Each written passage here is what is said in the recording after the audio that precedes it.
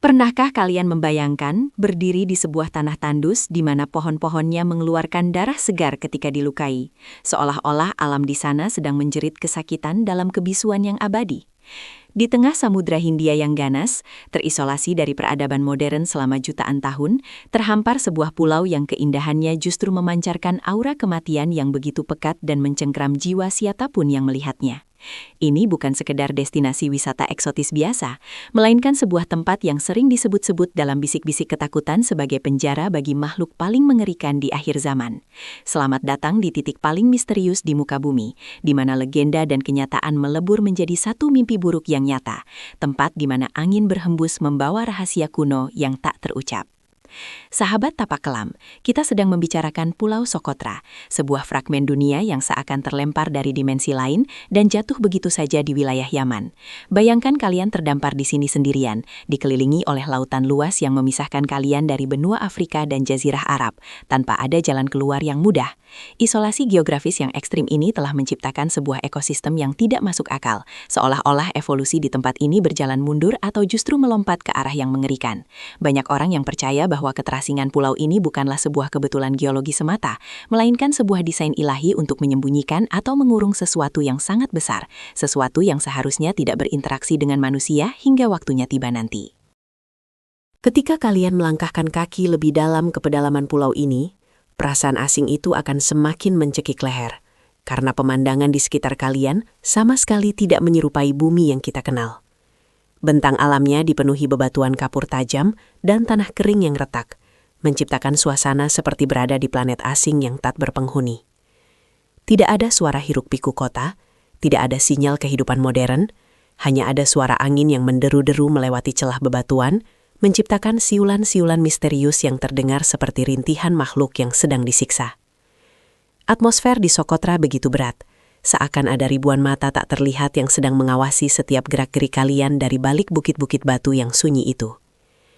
Hal yang paling ikonik sekaligus paling mengerikan dari pulau ini adalah keberadaan pohon darah naga atau Dracena cinabari. Bentuknya yang menyerupai payung terbalik atau jamu raksasa memberikan kesan bahwa pohon ini adalah peneduh bagi sesuatu yang jahat di bawahnya.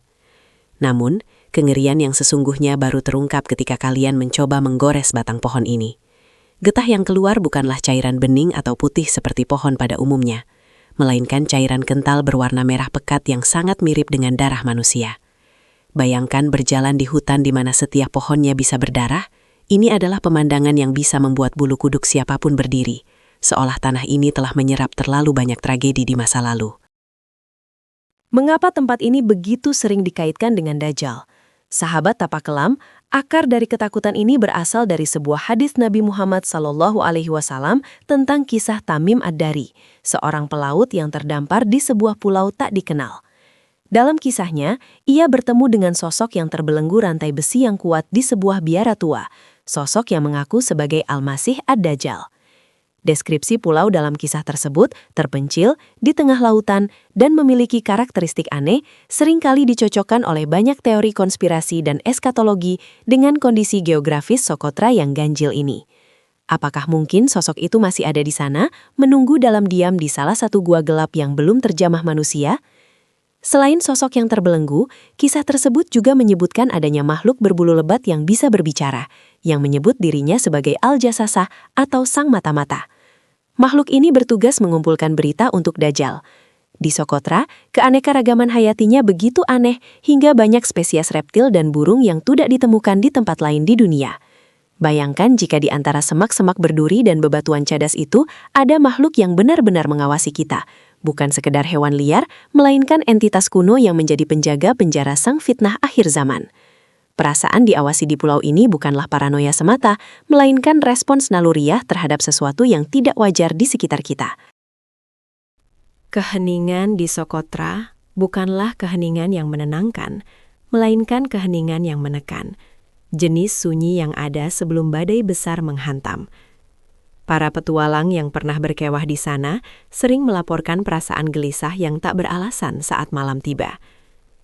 Langit malam di sana memang indah bertabur bintang, namun kegelapan di bawahnya, di antara celah-celah ngarai dan gua-gua kapur, terasa begitu pekat dan hidup. Ada cerita-cerita lokal yang menyebutkan bahwa penduduk asli pulau ini memiliki hubungan yang kuat dengan dunia mistis, dan bahwa pulau ini dulunya adalah pusat sihir kuno yang sangat kuat, menambah lapisan misteri yang menyelimuti tanah ini. Berbicara tentang gua, Socotra memiliki sistem gua bawah tanah yang sangat luas dan rumit. Salah satunya adalah Gua Huok yang panjangnya mencapai beberapa kilometer ke dalam perut bumi. Gua-gua ini gelap, lembab, dan dipenuhi stalaktit serta stalagmit yang membentuk bayangan-bayangan menyeramkan. Sahabat tapak kelam, siapa yang bisa menjamin apa yang ada di ujung terdalam gua tersebut? Lorong-lorong gelap yang belum pernah dipetakan sepenuhnya ini bisa saja menjadi tempat persembunyian yang sempurna, atau mungkin sel penjara yang disebutkan dalam riwayat kuno tersebut. Kegelapan abadi di dalam gua ini seolah menyembunyikan rahasia yang tidak boleh diketahui oleh umat manusia. Legenda lokal semakin memperkeruh suasana dengan kisah-kisah tentang jin yang menghuni pulau ini. Masyarakat Yaman kuno percaya bahwa Socotra adalah tempat tinggal para jin yang dibuang atau diasingkan oleh Nabi Sulaiman alaihi salam. Keyakinan ini membuat aura pulau ini semakin mistis. Jika kalian berkunjung ke sana, kalian akan merasakan bahwa penduduk setempat sangat menghormati alam mereka. Bukan hanya karena alasan konservasi, tetapi juga karena rasa takut dan segan terhadap penghuni lain yang tak kasat mata. Mereka hidup berdampingan dengan misteri ini selama berabad-abad, menjaga keseimbangan antara dunia manusia dan dunia bayang-bayang. Secara ilmiah, Socotra memang sebuah anomali. Pulau ini memisahkan diri dari superbenua Gondwana jutaan tahun yang lalu, membawanya hanyut dalam isolasi total. Akibatnya, 37% spesies tanaman di sini adalah endemik, artinya tidak ada di tempat lain di seluruh alam semesta ini. Bentuk-bentuk tanaman yang aneh seperti pohon botol yang batangnya menggembung seperti kaki gajah yang bengkak menambah kesan surreal dan mengerikan. Keanehan biologis ini bagi sebagian orang adalah bukti evolusi, namun bagi pencinta misteri, ini adalah tanda bahwa tanah ini memang dikutuk atau setidaknya ditandai secara khusus oleh alam untuk tujuan yang berbeda.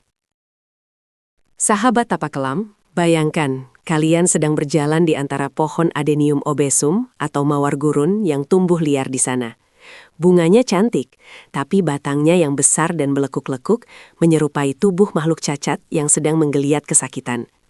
Pemandangan ini, dipadukan dengan tanah gersang dan langit yang terik, menciptakan halusinasi visual yang membingungkan. Otak kita dipaksa untuk memproses bentuk-bentuk yang tidak lazim, memicu rasa tidak nyaman yang mendalam atau uncanny valley effect di dunia nyata. Seolah-olah alam di sini sengaja dibentuk untuk membuat manusia merasa tidak diterima. Lokasi Socotra yang berada di jalur pelayaran strategis namun berbahaya juga menambah daftar panjang kengeriannya. Laut di sekitarnya terkenal ganas, dengan ombak yang tinggi dan angin kencang, seolah-olah alam sendiri berusaha mencegah orang luar untuk mendekat. Banyak kapal karam di masa lalu yang menjadi saksi bisu keganasan perairan ini. Apakah ini sistem pertahanan alami untuk menjaga agar tahanan di dalamnya tidak kabur, atau justru untuk menjaga agar manusia yang penasaran tidak sembarangan masuk dan membuka segel yang seharusnya tetap tertutup rapat? Selain aspek supranatural, kondisi geopolitik Yaman yang sering dilanda konflik juga membuat pulau ini semakin sulit dijangkau, menambah kesan terisolasi dan berbahaya. Meskipun Socotra relatif aman dari konflik fisik dibandingkan daratan utama Yaman, bayang-bayang perang tetap menghantui akses menuju ke sana. Ketidakpastian ini menciptakan filter alami, sehingga hanya mereka yang benar-benar nekat atau memiliki tujuan khusus yang berani menjejakkan kaki di tanah misterius ini. Rasa terasing dari hukum dan perlindungan dunia luar membuat siapapun yang berada di sana merasa sangat rentan. Kita harus bertanya pada diri sendiri, sahabat tapak kelam. Mengapa legenda tentang Dajjal begitu spesifik menuju ke arah timur atau Laut Yaman dalam beberapa interpretasi? Apakah semua keanehan flora, fauna, dan geologi di Socotra hanyalah kebetulan semata? Atau apakah ini adalah tanda-tanda fisik dari sebuah kekuatan metafisik yang sedang tertidur? Ketidaktahuan adalah hal yang paling menakutkan bagi manusia. Dan Socotra menyimpan begitu banyak ketidaktahuan yang terkubur di bawah pasir putih dan bebatuan kapurnya yang bisu. Setiap sudut pulau ini menyimpan potensi jawaban yang mungkin tidak siap kita dengar. Pada akhirnya, Pulau Socotra tetap menjadi teka-teki terbesar yang belum terpecahkan sepenuhnya. Baik itu benar tempat persembunyian Dajjal atau sekadar keajaiban evolusi yang terisolasi, aura mencekam yang dipancarkannya adalah nyata. Tempat ini mengingatkan kita bahwa masih banyak hal di dunia ini yang berada di luar nalar dan kendali manusia. Bagaimana menurut kalian, sahabat tapak kelam? Apakah kalian berani mengunjungi pulau berdarah ini, atau kalian memilih untuk menjauh dari rahasia gelap yang tersimpan di sana? Tuliskan teori dan ketakutan kalian di kolom komentar. Jangan lupa like dan subscribe untuk menelusuri jejak misteri lainnya. Sampai jumpa di kegelapan berikutnya.